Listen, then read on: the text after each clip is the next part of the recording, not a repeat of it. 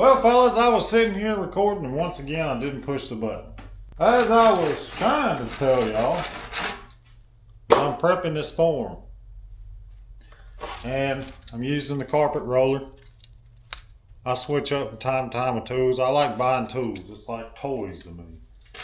But I've had one of these for a little while. And sometimes I use it, sometimes I don't. I will say that I do like using them on the face. I just feel like it's a little safer. You don't have to worry about messing your face up. If you was using the homemade tool, or you can buy them at Ben's, either one. It's about time for me to build another one because mine's starting to come off the blade. But the carpet roller's nice. It works really good. As long as you have a form such as this Ben Mears. Ben Mears foam's a lot softer, and it's a lot easier for the carpet roller to put texture on. So y'all go check them out at Ben Mears, or I'm going to leave a link down in the description for Amazon where you can get these. Hey, I make a little bit of commission off that, so anything helps. I'm going to pass it on, leave y'all the link there. If y'all want to go and get one, y'all stop in there and go ahead and grab you one. Works really good to get in the tight corners and crevices in most situations.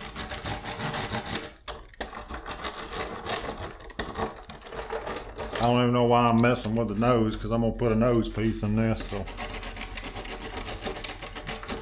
slide y'all back just a little bit.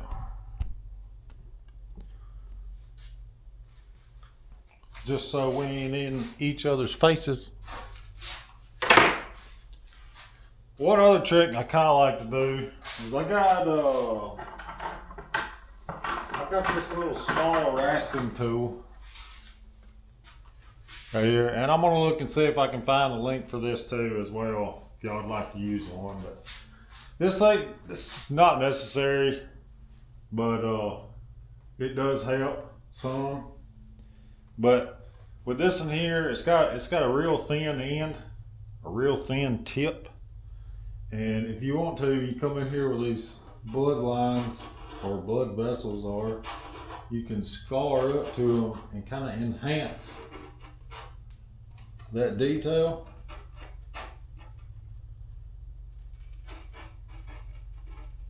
And hopefully I can zoom in on this where y'all can see it. But I'm not putting hardly any pressure to this. And then I'm gonna come around with this muscle around the jaw.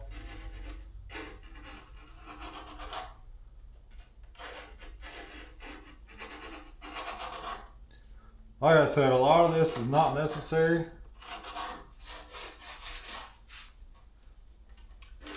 Because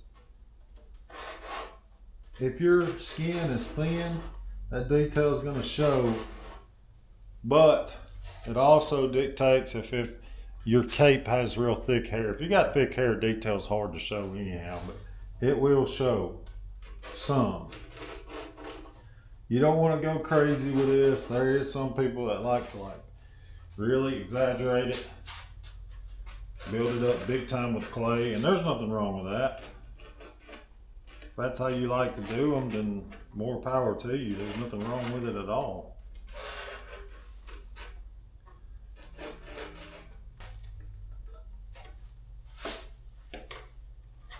When you're doing this tear duct, the angle of this foam going in, that is the way you want to make your cut, okay? You don't want to go straight in. You want to make that angle. And it doesn't matter if you're doing this plug or just making your slot for your, skin. You still want to stay at that angle. Tear duct goes in, it doesn't go, or goes in kind of at an angle. It doesn't go straight in.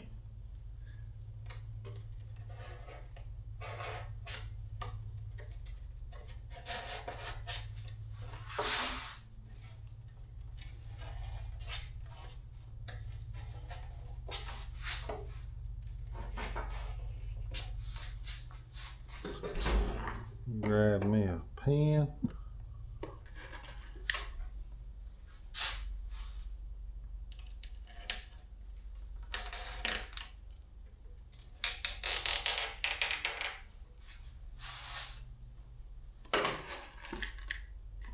I also want to thank y'all for all the subscriptions, everybody that has subscribed. Y'all have no idea how much y'all are helping me out. I know it kind of sounds backwards. It may feel like I'm helping y'all, and I hope that I am. But y'all are really motivating me and keep me going. So I really want to thank y'all. It's growing so fast, the channel is, so it wouldn't be doing that if it wasn't for y'all. So y'all keep liking, sharing it, suggesting it, all them good things,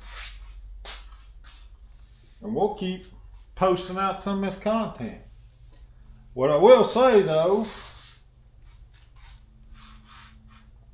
first I gotta find my rasp. I will say that deer season is just around the corner for a lot of us. So with that being said, a lot of my content will go from taxidermy stuff to hunting. I've got a few trips I'm gonna be going on here. Going to Kansas, number one. Really prepping on that. I'm actually going to be going and doing some scouting here pretty soon, so I'll probably be putting some videos of that up. Yeah, once deer season gets here, basically I don't mount anything during season unless somebody wants to expedite one. But other than that, man, I'm in here. I skin them out as they come. Prep all the hides and have them about ready, you know, freeze them, bagging and tagging. That's all I do during season. Bagging and tagging and hunting. That's all I do. So if you like the hunting content, I'll be having some coming out here pretty soon. So, and good luck to all y'all.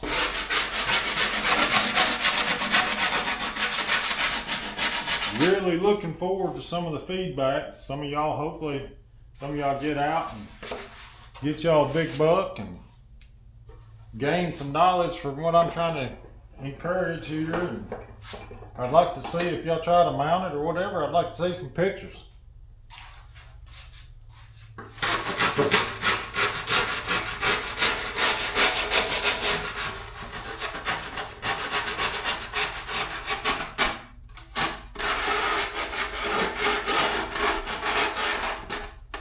One thing I will say to some of y'all new guys, it don't even matter if it's new or not, but y'all be careful on these flashing scenes where these foams was made, or the seams are, these spots that I'm roughing down.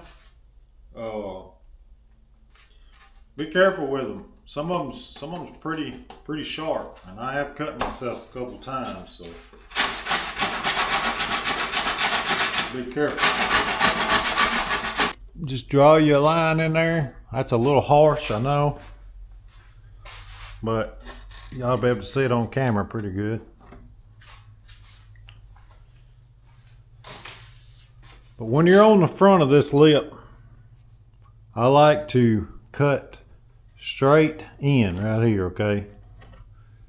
I don't like to go straight up, because if you're carving and doing all this right here, all the nose in this deer, and using the mannequin nose, and you cut straight up, when you cut straight up like this all the way around, number one, your foam inside here is getting thinner and thinner. All right, so when you cut that angle all the way around, what's going to happen is you're going to cut so far up, and your mouth is going to try to separate, and you don't want that. You want that to stay as strong as you can. So what I'd like to do is I start in the back corner, all right, and I go about an inch or so, and I stay at that angle all the way until I get about to the nostrils. When I start getting here, I start angling straight. And I just run that all the way across. Let me swap sides. Find my hoe, there we go. Now I'm going to continue. Got to the other side of the nostrils, now I'm angling back up and all the way back to that back corner. I like using this little saw right here, and I'll try to leave this down in the link too for Amazon. But when I use this, what happens is that's the thickness of that blade right there. You can see that's thin. To me, now, I'm not saying one way's better than the other, but to me, that's real thin. If you use, in my mind, if you use a Dremel bit, and I know some people do it, I just haven't got a small, real thin bit to try it, but I feel like with some of the bigger bits, you're taking material away. Now, I did take material away with this thing, but it's very, very little. I have done it with just taking this knife right here and cutting it. And I really like that because it leaves a real thin lip line. And that skin likes to foam likes to mash up. I'm not cutting away or making any other material loss or anything with this blade. All I'm doing is cleaning the debris out of it.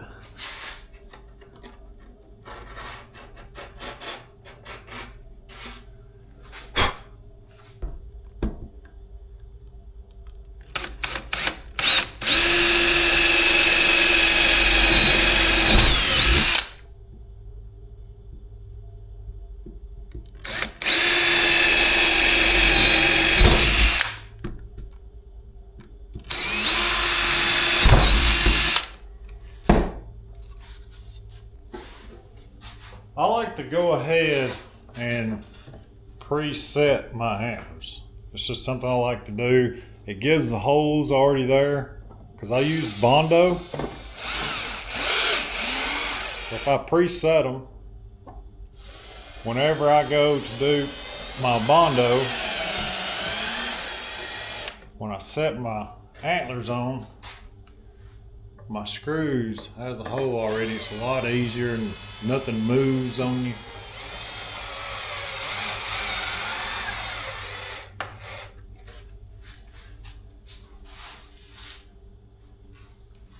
I believe we're gonna go with it.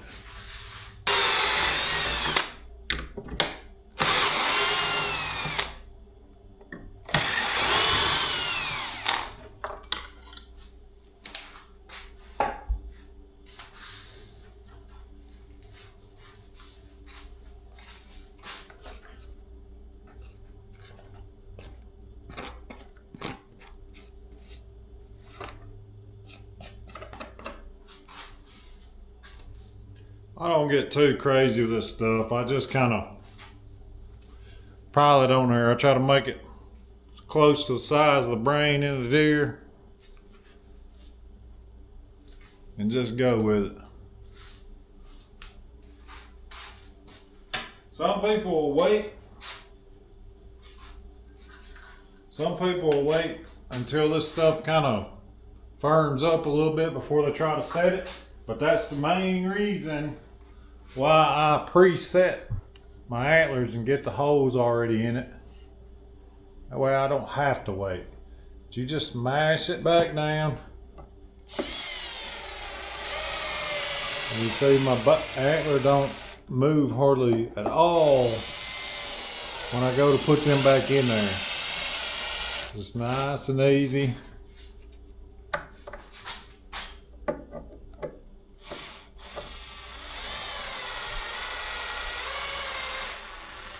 You can use this back one to tilt it back any if you need to, get it all in line.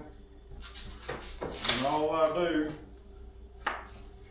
is I'm gonna come in, and you don't even have to. You can wait and let this stuff dry, cut it all off, mix it and blend it however. I mix this stuff a little hot So it's trying to set up on me before I can do much, but as you can see, but that's all right because we got it all in when we needed to. But see how this is kind of like rubber now? So what I like to do, find my knife. What I like to do is take my knife, and when it's at this stage, right before it gets really hard, see how easy this stuff kind of just cuts? I mean, it's almost elastic.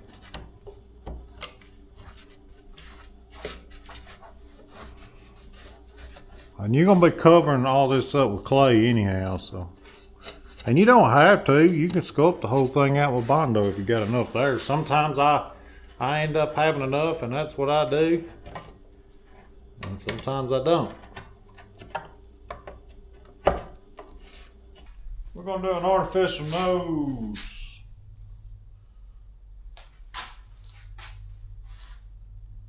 See it there? That's a Clint Ricky small.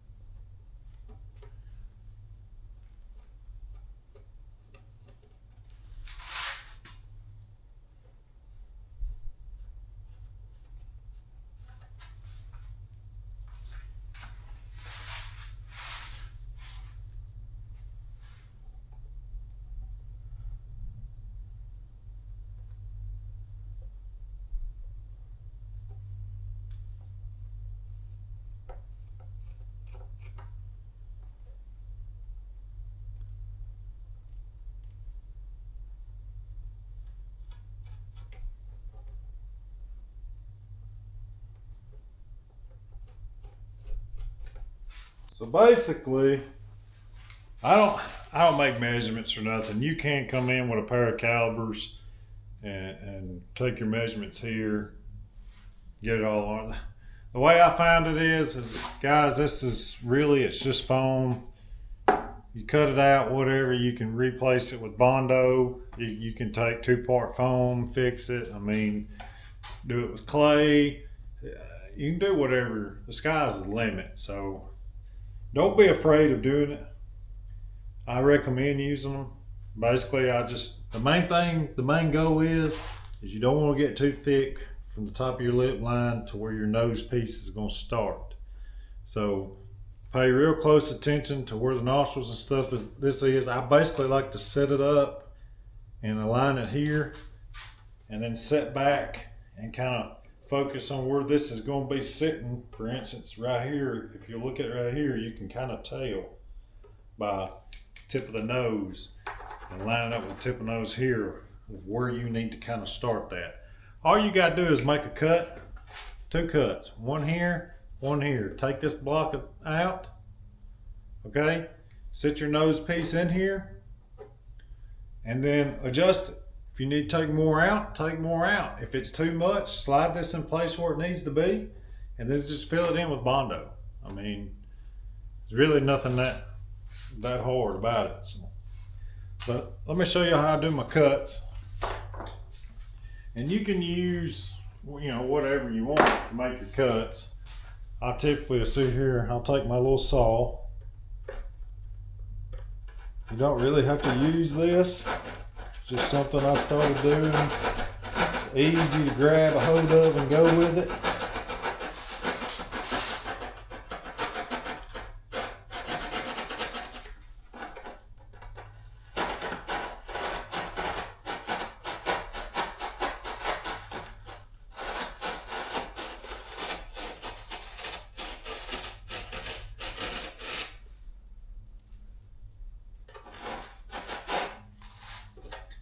And then really and truly, you need something a little bit bigger.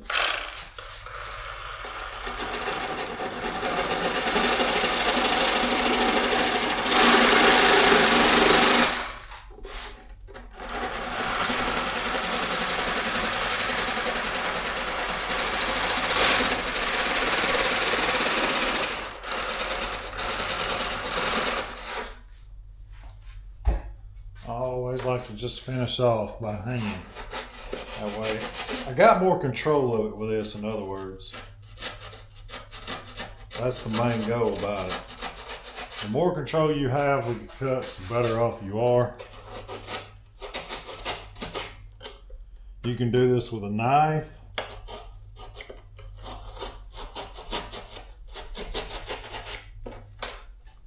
Voila! Where your center marks is, make you a line. I'm gonna do the same thing on the bottom. But then what I like to do is I like to come in and see about where my nose is gonna line up perfectly to where I want it. And then what I'm gonna do, I'm gonna put me a mark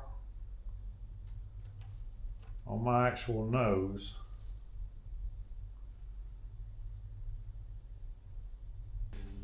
You also can come in, put a little texture on the bottom of these where your Bondo is going to have surface on it. They're already kind of got a sanded surface to them. I like to just go ahead and do it too. So we're going to have some wrap over the sides. You probably ain't got to, but I'll do it anyhow. Stay away from the inside of the nose, but I am going to go over the top and over the sides. To me, I just feel like that extra bit of roughness is better than none.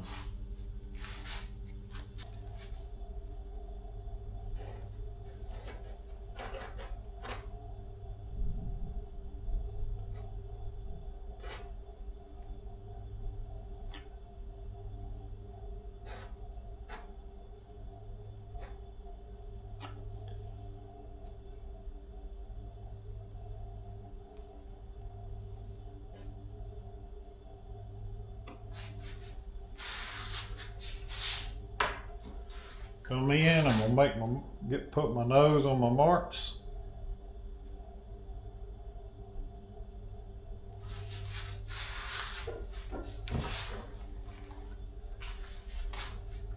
And now I'm just gonna fill in my cracks.